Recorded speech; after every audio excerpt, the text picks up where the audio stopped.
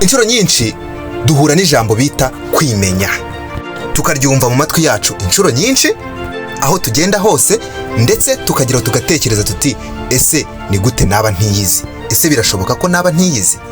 Ukumva ni ibintu biri aho ngaho, ukumva ni ibintu udasobanukiwe neza, ariko ndagira ngo nkubwire ngo kwimenya nibwo buzima. Ndetse buriya kujya gutangira ikintu icyo ari cyo cyose wakabaye kuba wiyizi neza uwo uriwe, kuko na bya bindi uzakora ukageraho mu buzima, mu gihe utiyizi uzasanga ari imfabusa, ndetse uzasanga nta n'ikintu bikumariye. Ibaze nawe kugendera mu kigare ugakora ikintu kikuruhije, kikuvunnye, ugitakajeho imbaraga nyinshi, hanyuma cyazarangira ukazasanga ntago ari cya kintu wari ukeneye mu buzima, ugasanga mu by'ukuri ntago uzi icyo wari ukeneye mu buzima. Ibi ni akaga gakomeye cyane, ndetse biranababaje ku rwego rukomeye. Burya abantu batiyizi cyangwa se abantu bagendera mu kigare usanga ari abantu bavunika ku rwego rwikubye inshuro nyinshi cyane urw'abandi. Uzasanga ari ba bantu basuzuguritse muri ubu buzima, mbese ari ba bantu batazi icyo bashaka. Ndetse burya hari igihe uba uzi ngo uriyizi, ariko mu by'ukuri udasobanukiwe ibyo urimo. Aha ni hahandi ushobora kuzakora ugakora pe, ndetse ukagera no kuri byinshi, ariko mu by'ukuri nta byishimo namba. Burya kwimenya nicyo kintu cya mbere umuntu muzima yakabaye kuba afite. Ndetse mu gihe uzaba wiyizi, wisobanukiwe neza uwo uriwe, n'agakorwa gatoya ukoze, n'agakorwa gatoya ugezeho, uzakishimira usange ndetse kabaye n'ikintu cy'akataraboneka ugezeho mu buzima. Bityo bigutera imbaraga zo kugira ngo ukomeze urugendo rw'iterambere. Tudatinze tugiye kureba ibintu 7 bigaragaza ko wiyizi kandi wisobanukiwe uwo uriwe. Narababwiye ko ahangaha iyi channel yanyu Ibanga Entertainment ariho tuzajya tuvugira ibintu by'ubwenge kandi bidufasha mu buzima bwa buri munsi. Ni ibintu tuba twagiye dukura mu bitabo bigiye bitandukanye kugira ngo twese tubigireho ubumenyi. Niba utarakora subscribe yikore, kuko buriya ntaba ari wowe uzajya ucikwa kuri iyi channel ibyo tuzajya tuvugiraho buri munsi. Ikimenyetso cya mbere kigaragaza yuko wiyizi wisobanukiwe ni iki ngiki. Burya umuntu uzi uwo ari we, uzi unisobanukiwe, ni umuntu ushobora gusobanura ikintu atarya indimi, asobanura kandi yiyumvamo neza ikintu ari gukora. Uti rero ibi bimeze bite? Hari abantu bakora ikintu ariko babonye abandi bagikoze, ndetse rimwe na rimwe agatekereza ati ubwo abantu benshi bari gukora iki kintu, ubwo nanjye se ndinde wo kutagikora. Nawe ubwo akaba arabakurikiye, akaba aratangiye, mu by'ukuri ntazi impamvu ya nyayo, ntazi ese icyo kintu kizamara iki, cyangwa se niba azi n'akamaro kacyo, ahubwo se azi niba aricyo akeneye kurusha ibindi. We akabikora nkaho akabikora kubera abonye abandi ari cyo bakoze. Ese wowe bagenzi bawe barifashe, baguze imodoka, ndetse bo bakoze plan, bakoze uburyo bazayibyaza umusaruro, uburyo izajya bafasha mu kazi kabo ka buri munsi. Mbese umushinga wo kugura imodoka bo bawizeho neza. Nawe urifashe uti singiye uri buve mu bandi, nanjye reka nyigure.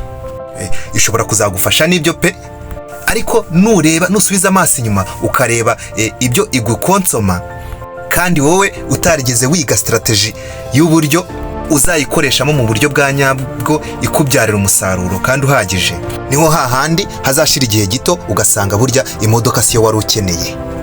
Wowe banza utekereze uti ese nkunda iki, ese ni iki nkeneye mu by'ukuri ntagendeye ku bandi.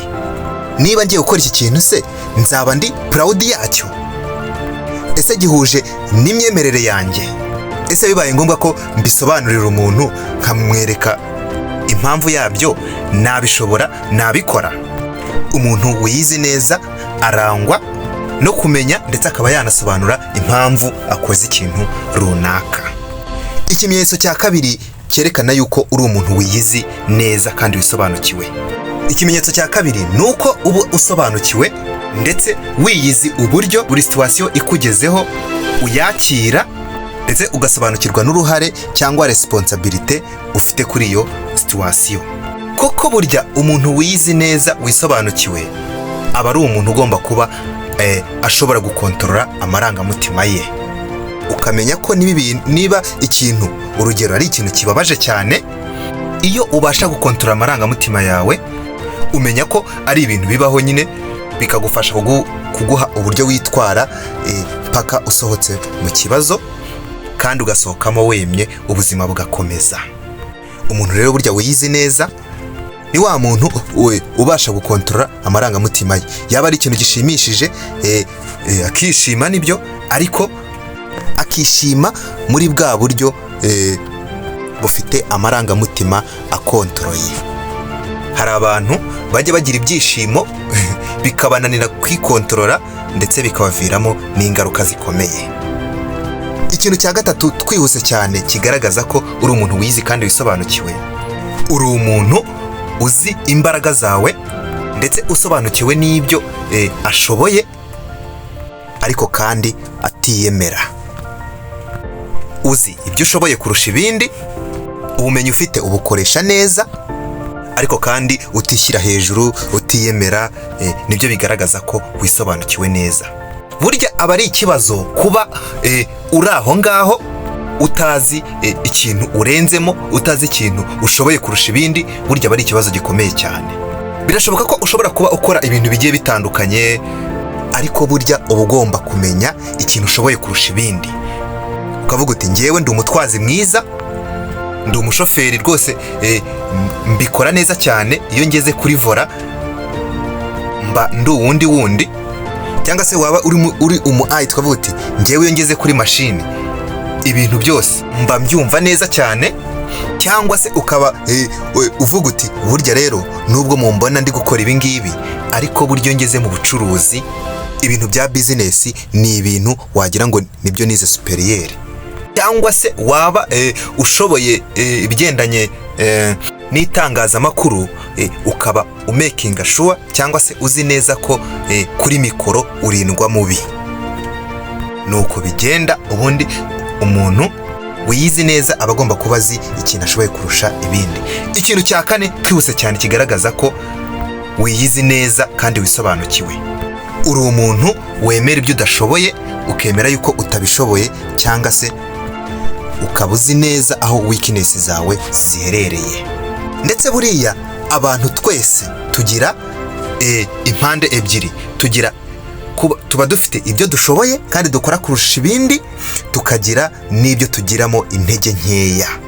Niko ubundi biba bimeze. Rero kuba ufite intege nkeya mu kintu cyangwa se utagishoboye, nta nka iba yacitse amabere. Ahubwo icyo uba ukwiye kuba ukora ni ukubimenya, ukamenya uti ese nakora iki kugira ngo niba ari ahantu mfite intege nkeya mbe nazizamura.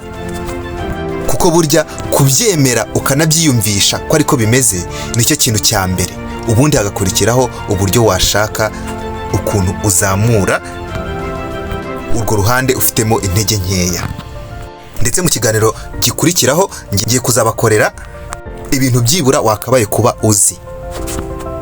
Hari ubumenyi bw'ibanze wakabaye kuba uzi ku bintu runaka, ku buryo igihe icyo ari cyo cyose bishobora kukugoboka.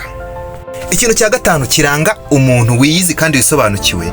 Umuntu wiyizi kandi wisobanukiwe aba ari umuntu uzi ibimuca intege mu buzima ndetse n'ibimwongerera imbaraga mu buzima, mbese mu byo akora byose. Ubundi ni ibintu bibabaje niba utazi imyitwarire ushobora kuba wagira ikakongerera imbaraga mu byo ukora byose. Ubundi kumenya ibintu biguca intege ni ibintu bigufasha kubigendera kure kugira ngo ugere ku ntego zawe.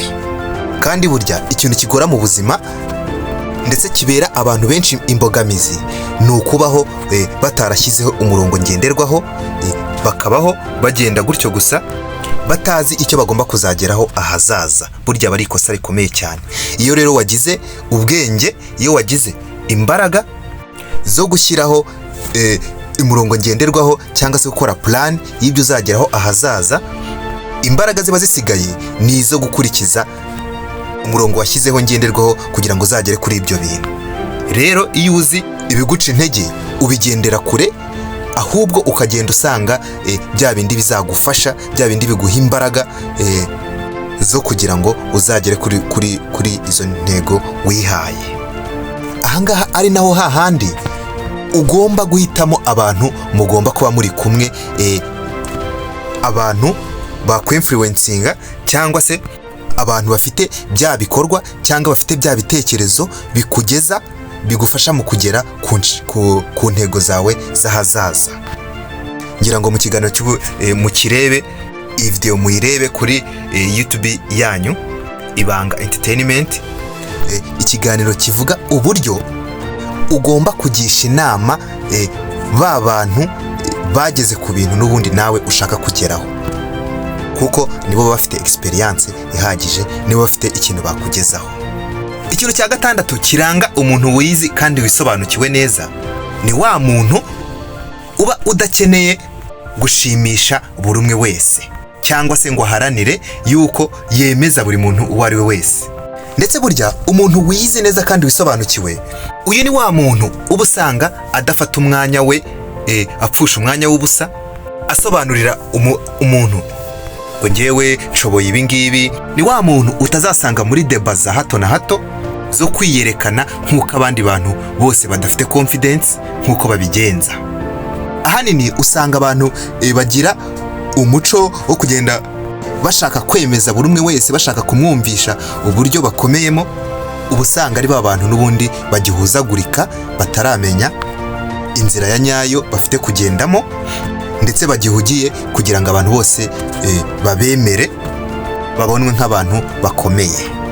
Umuntu rero wizi kandi wisobanukiwe, ibyo ntago abijyamo, akurikira inzira ze, akurikira umurongo we, ahubwo noneho ibikorwa bye n'icyo bizabyara akaba ari byo bizivugira, akaba ari byo bibasobanura neza uwo ari we, atiriwe avuga byinshi.